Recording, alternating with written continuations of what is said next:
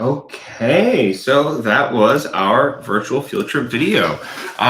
Thanks everyone for joining us to watch that. And now we've got Rob and Catherine with us here to answer any questions that we might have about what we just saw. So I know sometimes it takes us a little bit of time to, think of some questions and stuff like that. So I'll get the conversation started. I've got some questions for Rob and Catherine, but if anyone else watching has any questions about what they do or anything about the recycling or anything like that, we would be happy to have them. That's what they're here to answer our questions.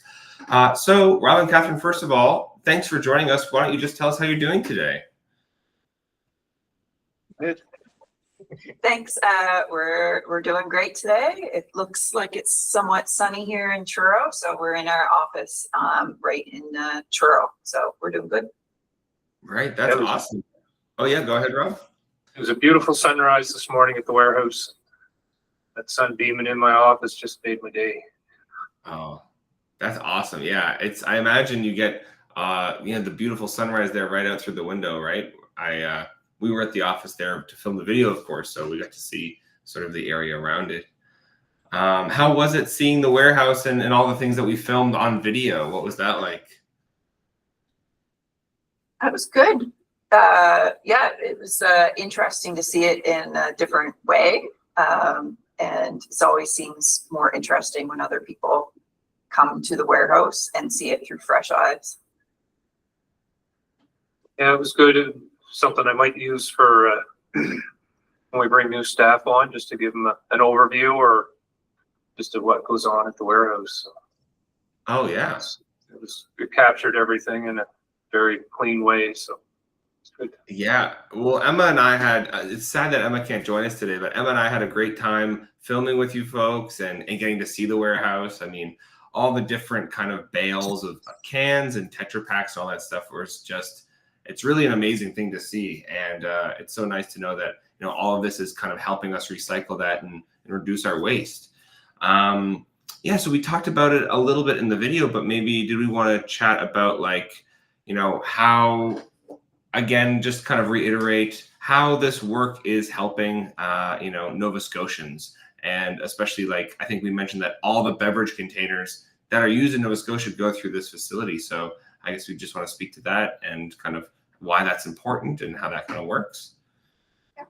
So the system is set up so there are 77 Enviro depots located across the province. And those Enviro depots they're all locally owned and run. Divert manages the program and collects the beverage containers.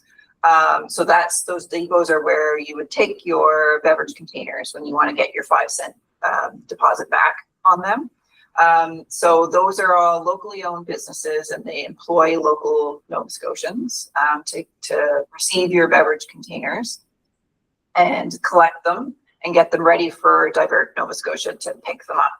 So then Divert picks them up and they go to the warehouse where they're further baled or processed and shipped off to the different markets where they go.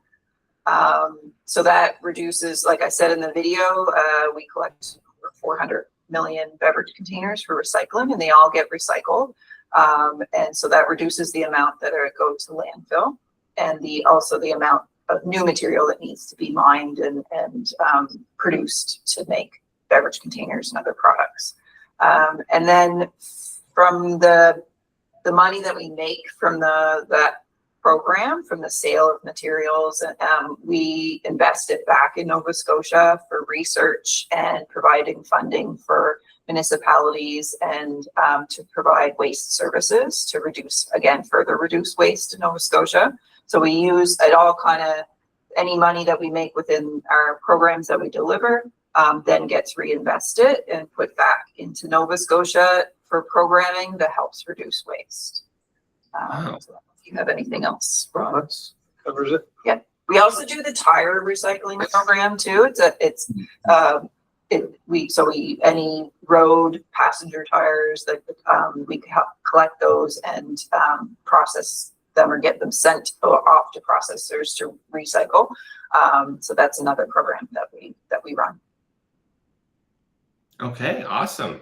Looks like we've got some questions in the chat here now. So the first one is from our classroom that's joining us. And I guess this class actually visited the depot last year, so they've seen it before. They wanted to get a glimpse of it again. So they don't have many questions because they already got to see it, but they were wondering, how do the cans get to your depot? So where do they come from? And second question is, who takes the melted cans and makes new cans from that? So I guess if you could go a little bit into more detail about, maybe how the can goes from the shelf to your home and then back on the shelf. So what happens there is the cans would get taken to the Enviro Depot after you've used them, and you get your nickel back, and they would be loaded into bags at the depot. And then depending on the volume of the product collected at the individual Enviro Depot and how the routes would work out, it would either go in a compaction trailer, which is that big blue trailer we saw in the video, or into a dry van trailer. And then they would be brought back to the warehouse. And if it was a compaction trailer, we would just dump it on the floor by the baler. And we would put a big scoop on the front of a forklift and push that onto the conveyor. And then that would go up and get baled.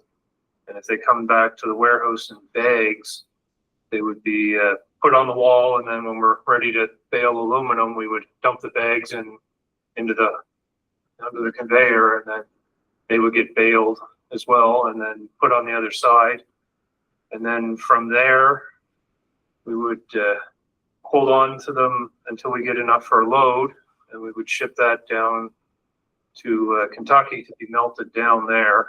And it's kind of a neat process where they'll take the product off, they'll take the straps that hold it together, and it'll kind of be broken up a little bit and separated, and then they do a final quality control check just to make sure there's no other foreign material in there. And then after that, it would go through a series of processes to get any of the liquid that's in them dried out, but also any of the plastics or any of the paint that's on them, on the cans. They need to be heated up to a certain point to burn those off, but not actually get into starting to melt the aluminum down. And once all that's done, then they would get just the raw aluminum, and they would melt that down at a higher temperature. And they would go into what they call ingots, and they're probably somewhere around 8 feet long and probably 2 feet square.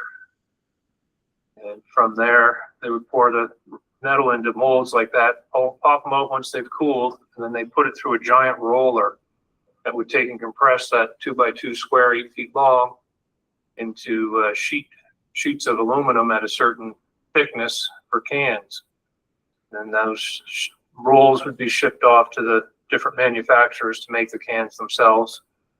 And then they would be shipped out to the different companies that are filling them with various types of product, and labeled and filled and sent off to the stores to be sold again. You'd buy them and drink the liquids and start all over again. And it's like 90 days? Yeah, 60 to 90 days. 60 to 90 days from when you take it to a depot or we ship it down to Kentucky to when it be back on the shelf again. Okay. Wow. Awesome. Yeah. So when it comes to you, and so when you get the cans, where are they coming from? From all over the province? Yeah, all the depots come to us, come to our warehouse from across the province. Right. So if I'm putting my bag of recycling on the side of the road, say here in Halifax, how does that get to you? So they pick it up in their trucks?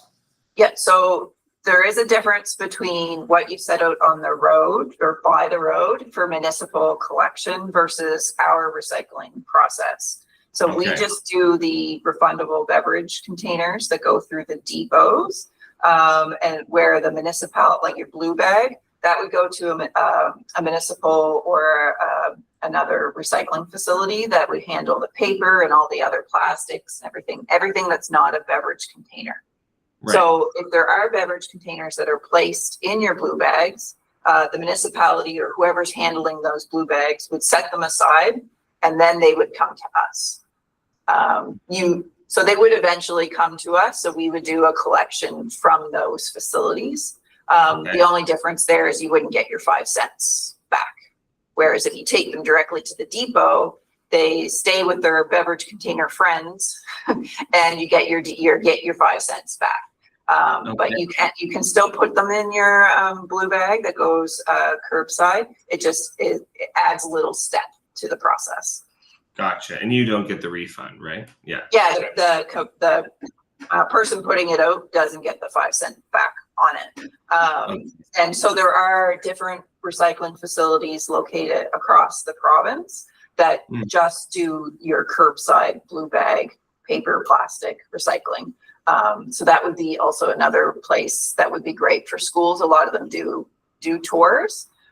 So if you want to see what happens to those products and ask questions about them, that would be a great resource. Okay, that's great to know.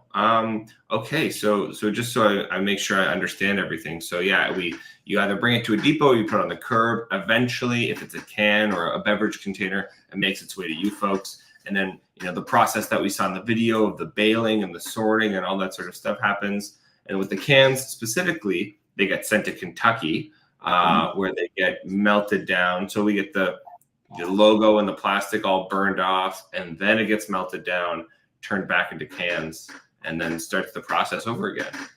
Yeah, and aluminum can be continuously recycled. So that's the good thing about aluminum, whereas plastic does lose some, like it degrades a bit, and you can't continuously use it over and over again. Aluminum, it can be recycled continuously. Yeah, that was going to be my personal follow-up question is, in this recycling process of aluminum, do we lose a lot of the aluminum? Like say we put 100 cans in, do we get 100 cans of aluminum out, or maybe just a little bit less? I would think it's 100%. Very close to 100%. Close to 100%. Yeah. Close to 100%. Wow. So that's really properly recycling then. That's awesome. Yeah. Okay. I have a couple other questions here from Don. So Don was wondering, do you need to separate green and clear plastic? And follow-up question, can water bottles go with pop bottles? Yeah, we accept everything that you pay a nickel on or pay a dime on, we'll accept it. And then when it leaves our facility, the plastic bottles, they would go up to Amherst to Nova Pet there. And they take all the bottles and they sort them based on color up there. So there's no need for you to do that at your home or school. Wow. Yep. And as far as when you take it to the Enviro Depot, your bottles and cans can be together. During COVID, they did ask for some additional sorting just to reduce the amount that their staff had to touch product. But for the majority, I think majority of the depots are back to accepting it like pre-COVID. So you don't have to do as much sorting. But just double check with your depot, because some of them may have certain requirements, but as far as I know, you don't have to separate all the different types of containers out from each other. Okay, yeah, that saves us time for sure. Yeah. Yeah. Okay, that's awesome. We had a question from Katie here that says, are you seeing any behavior changes towards recycling as we become more aware about recycling and sorting waste? So I guess, has there been a shift? I know we kind of talked about different times of the year are more popular for, recycling and things like that. But so maybe you can speak to that, but then also, any other behavior changes as people want to recycle more? Are we seeing that happening more? So the recovery rate is what we measure, kind of like the recycling rate of beverage containers. So we've always been, or not always, but for the longest time, we've been over 80%. So 80% of the beverage containers that are sold in the province get returned to us for recycling. So it's actually has been the highest across the country for recycling of beverage containers. The last couple of years, actually, that's dipped slightly. So we're in, I think the lowest it was like 78%. So we are trying to get that back up again to get people recycling more. And some of it may have been because of COVID, maybe a little bit of people changing their behaviors because of that. Or just not being aware, maybe a little bit for people moving to the province, not being aware of the recycling program and where to drop them off. So we have put a little more effort last 2 years about our educational campaigns and awareness, like commercials and things, just to make sure people are aware of that. Do you have anything else to add? Okay. Yeah. So that would be the main thing that we've noticed over the few years. But there are, like, throughout the year, like after long weekends and holidays, we do see a lot more containers come through, just because people are, saving them up and then bring them in for a little extra cash. Okay. Wow, that's really, really interesting. Well, that's awesome. Our class that was with us, they had to go start their math lesson, but they said you amazing for the great presentation. They learned a lot of new things. Yeah, so I guess unless we have any other questions from Don or Katie, I thought this was an awesome little recap, and I had so much fun, editing the video and trying to work in as much information as I could. We talked about a lot. We had a lot of footage when we were at the Enviro Depot, and it was tough to pick and choose what to include, for sure. So is there anything else for the people who are maybe going to watch this recording of the Q&A? Any last things that you want to add in that maybe we didn't get to cover or mention at all? I would encourage those, if they want to know more information about Divert NS or any of the waste, like essentially any waste management questions across the province, like even the municipal or curbside recycling or waste reduction, our website's a really good resource. So divertns.ca, and we have a learning portal, like a learning section that has our videos. There's contacts for waste educators across the province. So just feel free to reach out if anybody has any questions about anything related to do with waste management in Nova Scotia. Okay. And Rob, anything to add? Any last thoughts?